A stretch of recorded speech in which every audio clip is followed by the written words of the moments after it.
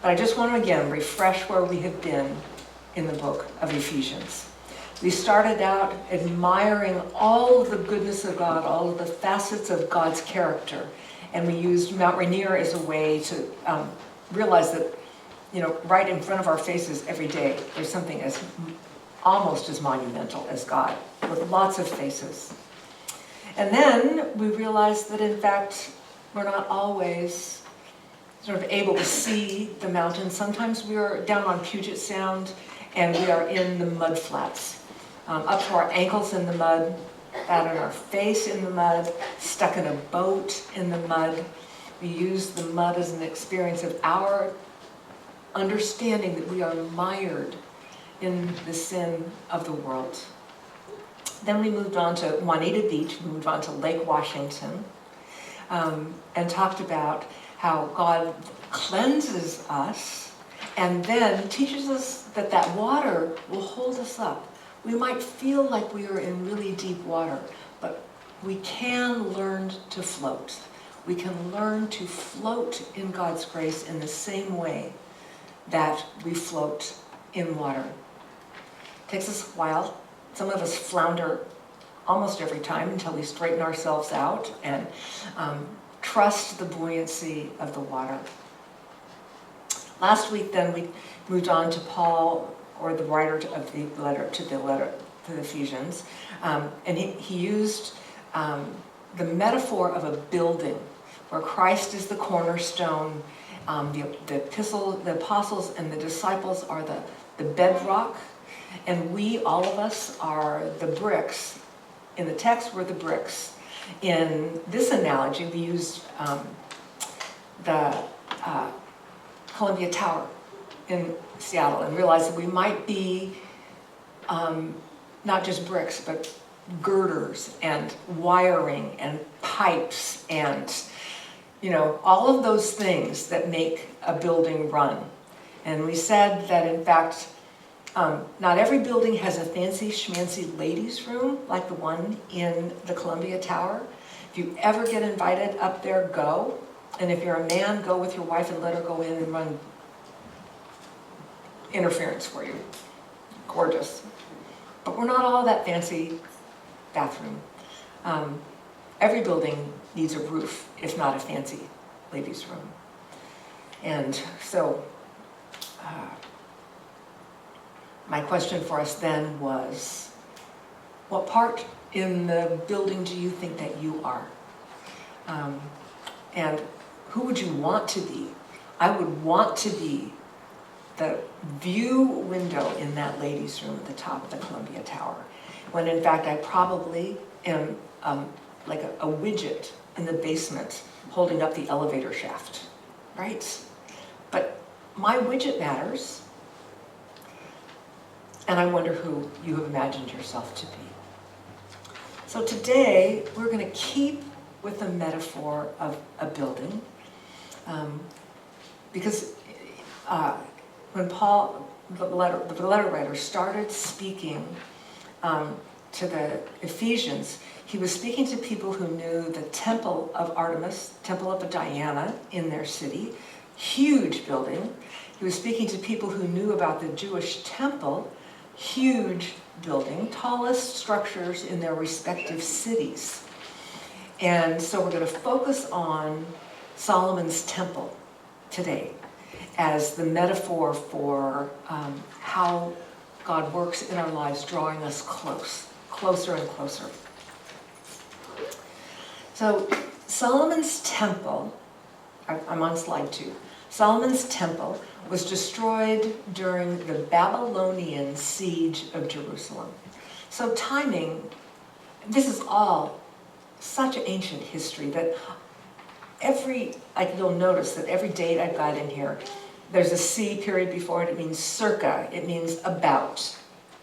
All of these ancient dates. Some of them are corroborated in ancient history. And so, anyway, so scholars guess that the reign of David was about the year 1000 BCE.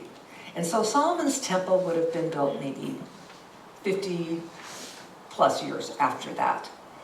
And that temple lasted until the Babylonians conquered Jerusalem in about the year 587. And if you Google these things, you're going to get different dates: 586, 585, 587. And the Babylonian exile, as we said when we were doing Nehemiah months and months ago, they devastated the city, and they took most of the competent population and put them in exile back in Babylon. They lived there for a number of years and several generations, and then the temple restoration began after the Babylonians were conquered by the Persians. Are your eyes glazing over? They might be.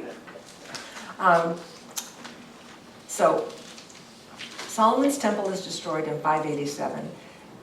Zerubbabel is the guy who came back to rebuild the temple in 538. And the work was completed in about 516. This is why I give you slides. Ezra returned in 455 BCE to reestablish worship in the temple. And Nehemiah led the rebuilding of the city walls in 445 BCE. So all of those numbers matter, and I did the math before I expected myself to do it here in public. The second temple stood for about 50 years, which happens when you use stones that are 39 inches in length. The second temple was rebuilt after the conquest in hugely substantial ways. And it stood then for another almost 500 years. And in the year 819 BCE, King Herod led a significant restoration to the temple. And in his design of the temple, it contains concentric rectangles, indicating the congregation's closeness to God. And that's what this enormous yellow picture is back here. I wanted to make it big enough so that you could maybe follow along. But I have another picture that I'll toss up on the screen. So these concentric rectangles started with the Holy of Holies in the very center. And you probably know that most from when Zechariah, the father of John the Baptist, was the priest allowed into the Holy of Holies and was told he was going to have a son. And it was the holiest of places. They went in once a year, and they tied a rope around the foot of the priest who went in case he fell down dead in the face of such holiness they could get him out. Holy, holy, holy. Surrounding the Holy of Holies is the court of priests. And you can see them. Well, here we go. You can see the court of the priests. Then surrounding the court of the priests, just outside the court of the priests, is the court of it's called the court of the Israelites. It means the court of the men. And then you move much further away, and there's the court of the women. So we've got the Holy of Holies, the priests, the men, and then the women. But they're Jewish women. So here's a model that somebody has built that kind of makes it easier to see the rectangles and the courtyards of the temple.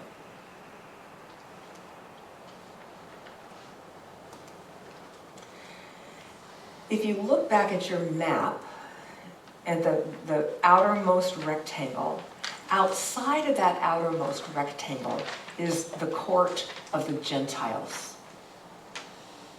So the Gentiles was outside of the temple walls. It was below the walled temple. Some estimates are it was as many as 19 steps down from the place where the privileged got to gather. but it was still beautiful. Had grand colonnades. It was a community gathering place. It was a bazaar. Sometimes it was a bazaar that was used to bilk the Jewish visitors who had come. And that's where we get Jesus turning over the temple, the money changers, the sacrifice sellers.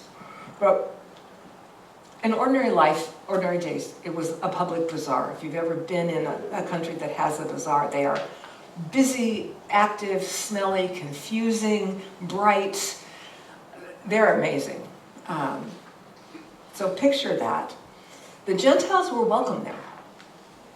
They were welcome to observe the life of the temple from there. Like they could look up and see the smoke and the things that were going on. But they were greeted with signs like this one.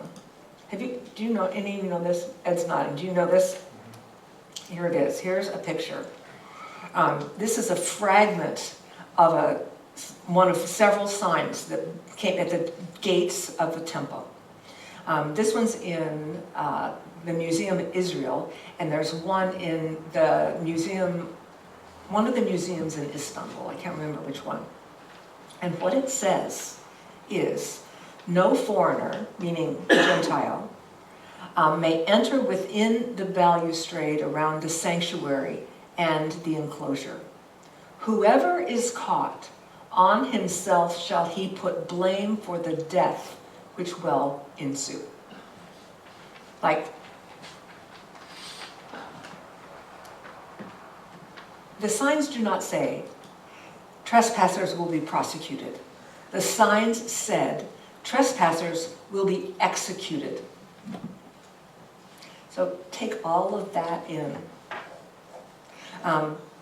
Those signs play into the story of the Apostle Paul, if we ever get there towards the end of the book of Acts. So that was the Gentile experience of the Jewish community. Like, you can come this far, you can admire us, but no further, or at the penalty of death. So no wonder if that was what they were used to. The people were so surprised when the early church welcomed them. They were hospitable, they were welcoming, they were invited to dinner. They were not threatened with execution. This is a very long introduction to today's text. And I fully realize that I have probably theologically geeked out a little too much on all of this, but these are the details that I find so fascinating in the story of the Bible, because once you poke at them, they just like come alive and tell you all kinds of things. So hold in your mind's eye the geography of the temple. We have Jewish priests, we have Jewish, we have the Holy of Holies, then we have Jewish priests, then we have Jewish men, and then we have Jewish women, and then we have everyone else, and they're kind of down here. So in Ephesians 3, this letter writer is going to demolish this two-caste system. Imagine how this would have blown the circuits of first century Jews who carried with them this model of the temple and how rigid the walls were, and how lethal it would be for a Gentile to join into that community. And suddenly, this writer is saying, the walls are gone. There are no more walls. In fact, Jesus, the Holy of Holies, was incarnated and walked around among us. His feet got dirty. He got hungry. He touched sick people and healed them. The Holy of Holies is no longer roped off. The Holy of Holies came and walked among us. So, picture yourself. You're a first century Jew. I'm on slide 11. Hearing these words that are going to challenge your core. There had been a clear separation since the days of Moses between the people of God and everybody else. It was supposed to be that God was nurturing a particular set of people who would then go and bless the rest of the world. That's why Genesis 12 matters. God chooses Abraham and says, go and be a blessing. You are blessed to be a blessing. But over the millennia, it became more about exclusion than inclusion. And laws that were intended to just distinguish themselves from other cultures. But as this writer says, those walls, those rules, those laws got so tangled up they hindered more than they helped. The temple was built initially to try to indicate their separateness from the culture around them, but not to isolate them in the way that it became isolating. But in that model, everybody knew where they stood.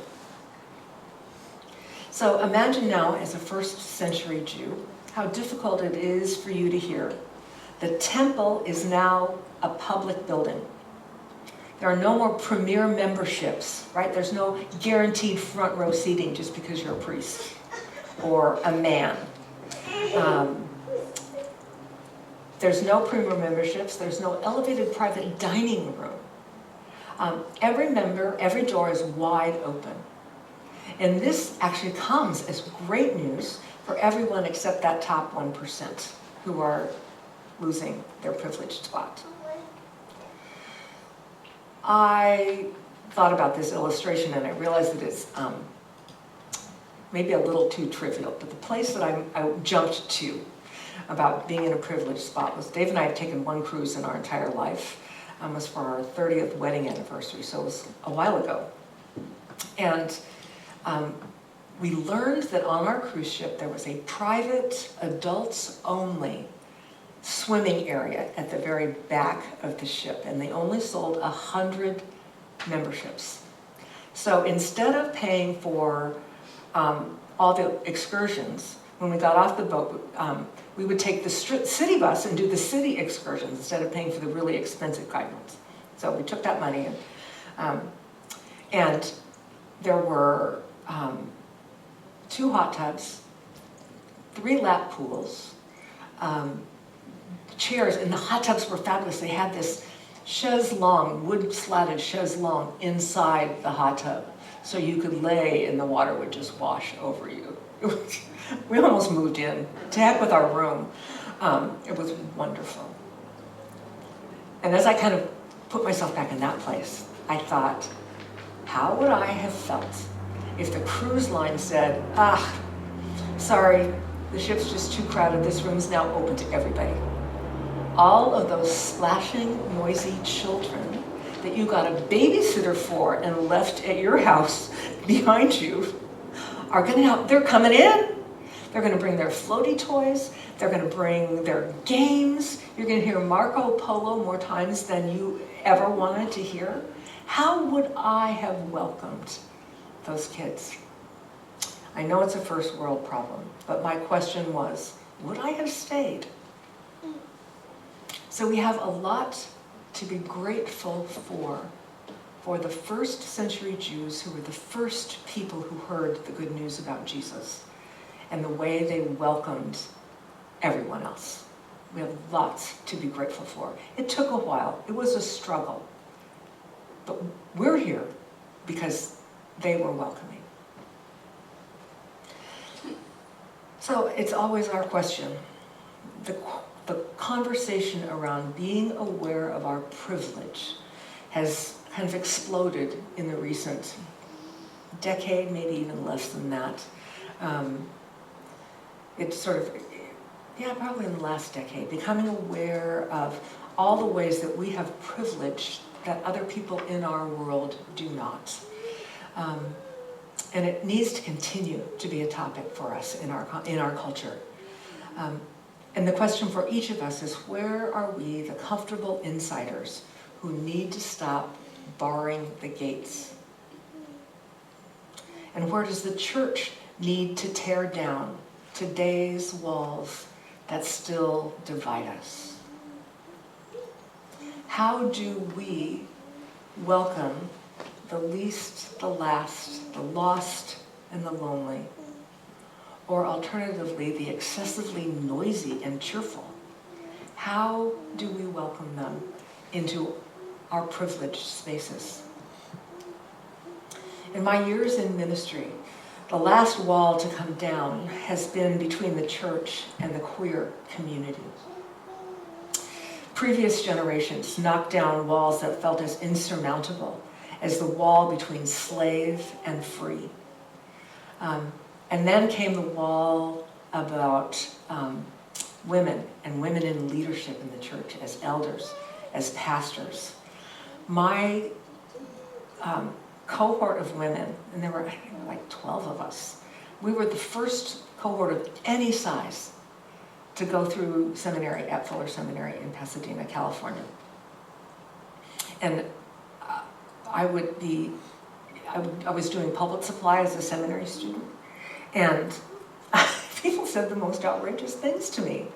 Like, I got here and I saw you were a woman and I almost left, but you did a pretty good job. Like, I'm like, what happened to your manners? You couldn't think that, but why would you say that? Anyway, the church has knocked down important barriers in my lifetime. We have worked hard at knocking down the barriers between the races, although they still say that the most segregated time of the week is on Sunday mornings. We're still working on racial understanding, racial integration. Those walls are, depending on where you're standing, they're crumbling a little bit, and for others, they feel like they're just still there, insurmountable. The gender identity wall was crumbling and is now under direct political threat. In the church in recent years,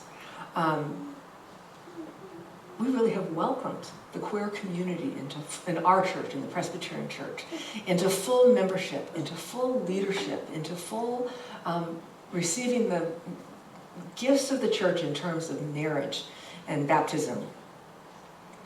But as I watch what's happening in our world right now politically, it strikes fear in my heart, because that wall started to come down. But I am the parent of 2 children who identify as non-binary and trans. And I sit firsthand with a bone-deep fear that that community is experiencing. I pray that the church will continue to be a place where no one feels like they are out the door, 19 steps down, and kept behind a fence.